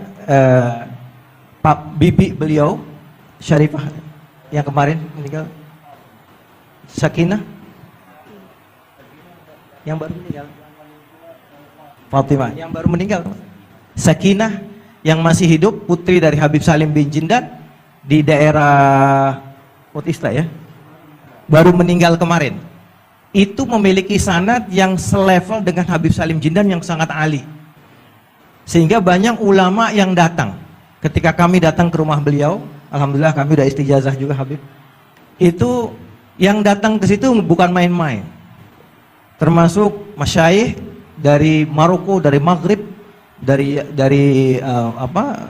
Irak, dari Syria, datang semua ke sana minta ijazahnya Habib Salim bin Jindan melalui putri beliau Syarifah Sakinah binti Salim bin Jindan, karena tobakoh level periwayatannya yang sama. Nah barangkali yang bisa kita contoh nanti ya, tadi juga udah dicolek sama Habib Jindan kepada Gus Baha, kayaknya jauh-jauh datang ke Jakarta Gus Baha kalau nggak hadiahin ijazah ke kita kayaknya gimana gitu. Nah tadi Gus Baha bilang langsung tutup aja, jangan provokasi lagi katanya. Ya, jadi oleh sanad dan ijazah baik dari Habib Jindan dan juga dari Gus Baha, kita harapkan di hari Asyura yang mulia ini, dan mudah-mudahan bisa menghidupkan ya, kemuliaan dan tradisi riwayah yang di Nusantara ini memang kurang berkembang Habibana. Ya, itu juga banyak disampaikan oleh beberapa ulama kita yang sekarang mulai dihidupkan kembali. Dan alhamdulillah Gus Baha termasuk yang sangat concern dengan hal itu. Baik para jamaah sekalian, waktu kita tidak banyak, jadi tadi boleh dibuka termin pertanyaan ataupun tanggapan. Kita punya waktu sampai jam 4, ya 10 menit lagi. Berarti saya cuma bisa kasih 2 penanya dengan waktu penanya masing-masing 1 menit atau 2 menit. Jadi jangan panjang-panjang. Dipersilahkan. Dengan siapa? Habib? Abdurrahman Sahal. Kiai Abdurrahman Sahal. Habib oke? Okay? Kiai Abdurrahman Sahal. Taib satu lagi. Ustaz Nawawi dari? Taib. Silakan perkenalkan dirinya. Tolong jangan lebih dari 1 menit karena waktu kita tidak sampai 10 menit. Kita berikan nanti untuk kedua beliau untuk menjawab. Silakan.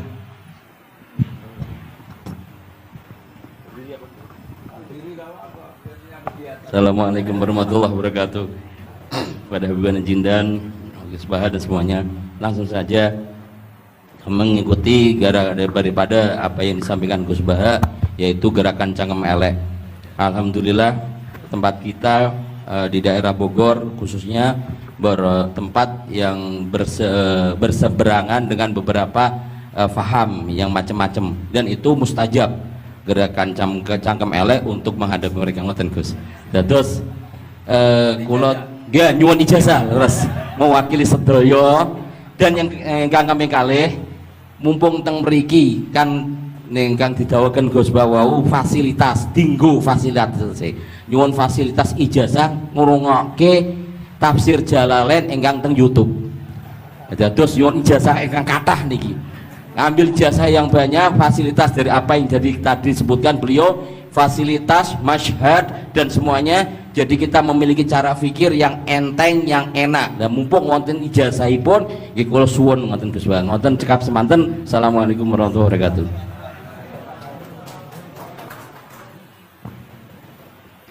Assalamualaikum warahmatullahi wabarakatuh. Gus Baha, saya Nawawi Bahrudin. Kalau secara organisasi saya dari PCNU Kota Tangerang, saya Mustasar. Bersyukur sekali saya bisa berjumpa dengan Gus Baha dan Habib Jindan yang beliau ini keduanya adalah idola saya. Kalau boleh ngaku, saya ini ngaku sebagai santri kalong virtual via YouTube Gus Baha dan Habib Jindan. Jadi sejak kecil saya ini dididik secara tradisi tasawuf yang agak sangat keras begitu ya. Kalau saya boleh cerita nih, ada ponakan saya ini Ustaz Samsuri, kami tuh keluarga besar kami tidak ada yang dulu miara TV Gus, televisi nggak ada, bunga bank juga susah gitu, musik itu haram, speaker nih juga haram nih dulu. Nah, perkembangannya kemudian semakin besar, ada idola-idola kami yang agak keras begitu melontarkan kritik kepada pemerintah yang kemudian itu membuat saya galau gitu ya. Kenapa ulama-ulama kita bersikap terhadap pemerintah keras memberikan kritik? Nah, saya menemukan jawaban bertemu dengan Habib Jindan via YouTube tentunya dulu ya, walaupun saya kebetulan pernah juga silaturahim, kemudian juga dengan Gus Baha. Ini ada perspektif yang berbeda gitu ya, antara relasi ulama dengan umaro. Pendekatannya itu tidak yang kritik, yang bukan sekedar kritik tapi adalah menghujat. Nah, ini saya temukan formula yang sangat menjawab kebutuhan saya pribadi, sehingga istri saya ini udah mulai cemburu sama Gus Baha karena saya terlalu sering nonton YouTube Gus Baha. Gitu. Nah, yang kedua soal sanad ya. Salah satu bukti saya pernah dengar cerita Gus Baha, agama itu adalah bir riwayah. Oleh karena itu perlu sanad. Nah, saya merindukan bersanad dengan Gus Baha nih, tapi kan saya bukan santri yang secara langsung. Oleh karena itu dalam kesempatan ini saya ingin minta rukhsah sebetulnya Gus dan Habib. Kami ini kalau boleh mewakili diakui sebagai murid Gus Baha, bisa bersanad walaupun dalam pertemuan tatap mukanya saat ini aja baru. Mudah-mudahan ke depan bisa dilanjutkan. Terima kasih Gus. Assalamualaikum warahmatullahi wabarakatuh. Nggak apa-apa Ustaz, sahabat aja sekali ketemu Nabi langsung jadi sahabat kok. Baik, Gus Baha barangkali duluan. Kiai Abdurrahman Sahal, Kiai Ustaz Nawawi. Iya, iya. Apa saya Gus? Iya, iya. Begini ya, masalah cangkem elek tadi ya. Bakat tuh sampean? Sudah. Nah, alhamdulillah sudah bakat. Karena kalau lewat Habib Jidan tidak pantas, beliau biar sempurna saja, tidak usah sanad itu. Jadi begini, dulu ketika Sulhul Hudaybiyah, Hudaybiyah itu kan umat Islam sedikit sekali, terus dipaksa untuk pulang dari Mekah, tidak boleh umroh. Terus sahabat berkomitmen berani mati bela-belain Rasulullah SAW. Ketika berani mati ini digojlok sama orang musyrik.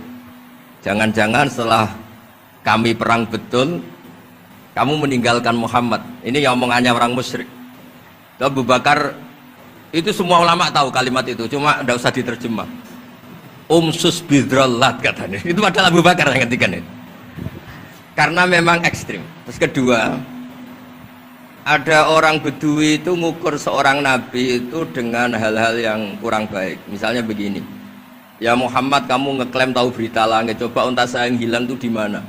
Katanya tahu berita langit, sekarang tahu nggak unta saya hilang itu di mana? Mobil saya di mana? Begitu juga ketika untanya hamil, bunting itu tanya, Muhammad, kalau kamu nabi katanya tahu berita langit, kamu tahu isinya yang di unta saya ini? Itu ada sahabat yang saking nggak kuatnya demi bela Nabi itu, udah kalau tanya gitu tanya saya terus si tadi orang tadi dibilangin sahabat, nazauta 'alaiha fakanat minha sakhlah. Jadi intinya ini Habib Jintan biar senyum-senyum aja. Jadi intinya kadang ad-difa sama orang-orang gitu mau tidak mau nggak ada pilihan itu. Kalau yang ma'ruf di Quran ya uffil lakum wa lima ta'buduna min dunillah. Jadi ketika Nabi Ibrahim, ini sering saya patah-patah supaya tidak paham semua karena ini sanad kurang baik, tapi kebutuhan gitu. Biasanya yang minta itu yang jenisnya ya, seperti ini yang sudah cangkem elek cuma butuh legitimasi gitu. Jadi dia butuh nggak tanggung jawab, dilimpahkan ke saya. Kalau saya kalaupun salah kafaroh saya banyak. Saya kan ngapalin Quran. Kalau orang itu hafal Quran, inna wa ta'ala la yu'adzibu qalban wa al Quran. Kalau kamu sekali salah, adabnya banyak. Kalau saya punya penawar banyak itu. Jadi faja'alahum juzadan tadi. Siapa yang memecahi berhala ini? Kata Ibrahim, ya yang bawa kapak. Kenapa mecahin? Mungkin sentimen dia ingin disembah sendiri katanya. Tanya yang bawa kapak. Kata orang-orang kafir, kamu kan tahu berhala itu tidak bisa ngomong, masa disuruh nanya gitu. Otak kamu di mana? Nggak bisa ngomong, nggak disuruh nanya. Otak kamu di mana? Terus Ibrahim balik. Ya balik ngendikan, balik mengatakan uffil lakum, otak kamu lalu di mana? Kayak ditanya aja bisa jawab kok kamu sembah. Jadi di beberapa kesempatan sahabat belain Nabi sampai gitu. Jadi banyak orang Bedui, orang-orang peradaban, karena Nabi itu memang nyatanya mendapat berita dari langit, mereka terus itu dijadikan alasan. Unta saya hilang di mana Muhammad? Ini di mana unta saya ini hamil, itu bentuknya kayak apa? Katanya kamu tahu berita langit. Masa gini aja enggak tahu? Ya terus tadi. Saya enggak tahu, sahabatnya mungkin kayak jenengan enggak tahu saya. Terus dia ambil, udah tanya saya aja. Nazauta 'alaiha fakanat minka minha sakhlah. Nazauta itu sudah paling anaknya kayak kamu lah, kamu yang nazauta 'alaiha, enggak usah diterjemah nazauta 'alaiha itu. Tapi potongan-potongan gini tahu kira nazauta 'alaiha itu kayak. Artinya ya memang dalam banyak hal memang nggak bisa dihindari hal-hal seperti itu. Ya tapi tentu yang suasananya ilmiah, bukan hadun nafsi ya. Suasananya yang ilmiah bukan apa? Hadun nafsi. Karena kadang-kadang memang mau tidak mau kayak ya tadi orang-orang yang menghujat Nabi, orang-orang yang apa itu. Kadang-kadang paling efektif itu ya jawab seperti itu. Ya jawab seperti itu sudah berapa tadi? 3 kan? Nah, itu bukti bahwa kadang-kadang itu nggak ada pilihan dalam menjelaskan. Ya, nggak ada pilihan dalam menjelaskan. Ya, maksudnya seperti itu, tapi tidak tahu. Daripada enggak wahbibitan kan kasihan. Saya aja enggak. Nah, terus tadi yang Jalalain rutin sanad saya memang sebetulnya kalau saya boleh milih di mana-mana sanad tuh ngajinya utuh. Saya dulu ngaji Mbah Mun itu mulai Jamul Jawami, Fathul Wahab banyak. Sebagai keluarga Quran, bapak saya itu hafal Quran tuh kayak Fatihah, ma'ruf itu di daerah saya. Tidak ada orang hafal Quran kayak Fatihah kayak bapak saya itu. Makanya tradisi keluarga kami memang Quran. Terus babah kami juga dari ulama Lasem, Habib Jidan pernah rawuh di mbah saya. Kebetulan pondoknya mbah saya namanya juga Al-Fakhriyah. Jadi karena kalau konstruksinya tidak khatam seperti ini namanya ijazah amma. Ijazah amma ya cukup lah buat rame-rame. Tapi secara keilmuan itu masalah karena konstruksinya belum selesai. Makanya tadi saya senang Habib Jidan ketika cerita ada orang ngajar lumak. Usul fikih itu perangkat yang mau tidak mau untuk alat tafsir. Misalnya begini, wa antasma'u bainal ukhtain, tidak boleh mengumpulkan perempuan dua yang kakak beradik jadi istrinya satu orang. Itu bainal ukhtain itu min itlaqil ba'di wa iradatil kul, yang dimaksud Allah adalah mengumpulkan dua orang yang ada hubungan mahram. Coba kalau kita misalnya bikin gerakan kembali ke Quran, berarti yang haram hanya antasma'u bainal ukhtain. Padahal yang haram adalah bainal mar'ah wa ammatiyah wala bainal mar'ah wa khalatiyah wala bainal mar'ah wa jaddiyah. Pokoknya dua perempuan yang ada hubungan mahram tidak boleh dikumpulkan dalam satu pernikahan. Bayangkan kalau orang tidak ahli usul fikih kemudian dia mentafsirkan Quran terus dia hanya pegang wa antasma'u bainal ukhtain. Itu juga anak tiri. Ada aturannya, lafadz yang keluar karena ghalib itu tidak punya makna. Misalnya begini, anak tiri yang nggak boleh dinikahi adalah waruba ibukumul lati fi hujurikum, anak tiri yang serumah. Padahal anak tiri serumah tidak serumah, kalau ibunya sudah kamu kumpulin kan tidak boleh dinikah.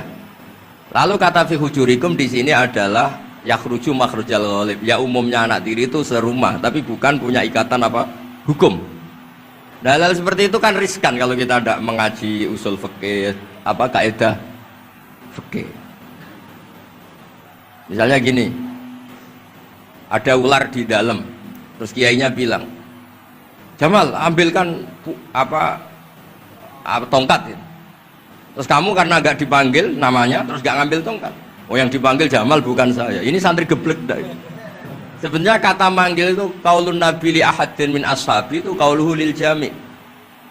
Yang hal-hal yang baik, yang darurat siapapun yang bisa melakukan harus melakukan itu meskipun nggak dipanggil. Coba semua wiridan, ya Mu'ad inni uhibbuka. Fakul dubura kulli sholatin Allahumma a'inni ala dzikrika wa syukrika wa husni ibadatik. Sebagai riwayat fala tada'anna dubura kulli sholat. Terus kamu bilang nama saya ada Mu'ad loh. Berarti tidak kena ijazah itu. Itu harus ada analisis usul fikih. Kalau enggak ya habis kita. Semua wiridan tuh ya Abu Hurairah, ya Mu'ad, ya Aba. Nah, terus kamu, saya enggak yang di waksiati Rasulullah, enggak yang diijazahi ya enggak bisa. Jadi masalah sana tuh maunya kalau sampean orang baik, ya semua kebaikan tuh saya ijazahkan. Ya tapi tentu beda yang ngaji betulan sama yang ngaji begini-begini. Ya memang seperti itu karena kalau ingin jadi ulama konstruksinya memang harus utuh. Karena tadi ada usul fikih, ada kaidah fikih, ada macam-macam kayak tadi wa antasma'u bainal ukhtain. Itu ya zaman Nabi Sugeng sudah nambahi wala bainal mar'ati wa ammatiha. Tidak boleh menikahi istri dan budenya atau bulenya. Nah, kenapa Nabi tidak bilang wala bainal mar'ati wa jaddatiha? Kayaknya orang kelainan kalau kepikiran seperti itu. Loh kalau bule itu masih masuk lah. Ya misalnya istri kamu 17, bulenya 27 kan kok cantik budenya kan masih bisa mikir gitu. Tapi kalau istri kamu 20, mbahnya 80 kok kepikiran itu kan. Sehingga di hadis memang hanya wala bainal mar'ati wa ammatiha, wala bainal mar'ati wa kholatiha. Nabi tidak mengatakan wala bainal mar'ati wa jaddatiha. Kayaknya kalau orang normal tuh tidak kepikiran itu. Ya tapi apapun itu nyatanya Quran hanya wa antasma'u bainal ukhtain. Itu kalau nggak dijelaskan pakai usul fikih ini min itlaqil badi wa iradil kul secara balaghah. Ya, itu kan tidak bisa. Nah, di sini pentingnya ngaji khatam. Makanya saya suka ngaji Jalalain dengan penjelasan fikih, penjelasan usul fikih karena supaya orang itu tahu lah bahwa maknani Quran tadi seperti yang didhawuhkan Habib Jindan itu. Ya, kalau kamu tidak menguasai betul terus akhirnya ngomong menurut saya, Quran kok menurut saya, menurut perasaan saya tidak bisa. Kata Habib Jindan kok biroi ya sudah pesan tiket di neraka. Ngeri kan? Apalagi sudah biroi dapat penghormatan, dapat uang, dapat panggung.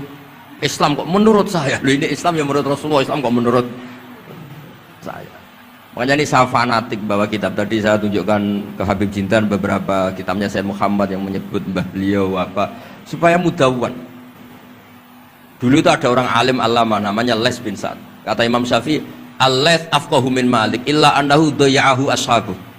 Imam Les secara fikih itu lebih alim dibanding Imam Malik, tapi daya'ahu ashabuh. Murid-muridnya enggak menulis. Andai kan Habib Salim tidak punya putra Habib Novel, tidak punya cucu Habib Jintan, mungkin orang tidak bakas lagi Habib Salim. Mbah Zubair andai kan tidak punya putra Mbah Mun, orang juga nggak bakas lagi Mbah Zubair. Bapak saya Kiai Nur Salim andai kan tidak punya putra saya, mungkin orang sudah lupa. Dulu ini cerita yang paling ekstrim. Dulu Nabi Ibrahim pernah dikira Yahudi karena punya keturunan Yahuda bin Yakub bin Ishak bin Ibrahim. Ketika Yahuda punya perilaku tertentu seakan-akan itu dari mbah-mbahnya. Baru setelah Rasulullah SAW memaklumatkan ad-dinul hanif, ad-dinul Islam millatun hanifiyah, millata abikum Ibrahim. Baru terpulihkan nama Ibrahim.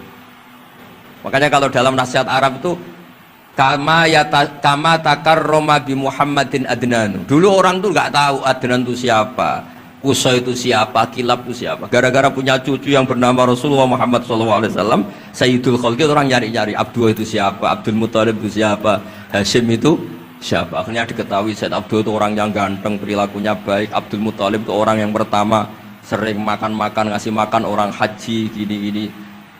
Dikatakan Syaibatul Hamdi karena terus orang ini dikatakan wasumia fisul bin Nabi sallallahu alaihi wasallam dzakara wa ta'ala walabba. Ini dikatakan Qusay litaqasi fi biladi qudaatal qasiyah. Terus dikatakan Kilab likasrati takalubi fil ardi karena orangnya aktif, sering berjuang di mana-mana. Terus jadi makanya kalau jenengan punya anak, punya cucu, doakan jadi orang baik. Karena status Anda ini tertera cucu-cucu Anda. Lho nggih misalnya bapaknya sampean alim terus putune nak domino di situ, mabuk-mabuk di situ. Itu disatakan makam keramat apa tempat mabuk? Nah, makanya dzurriyyah ini penting.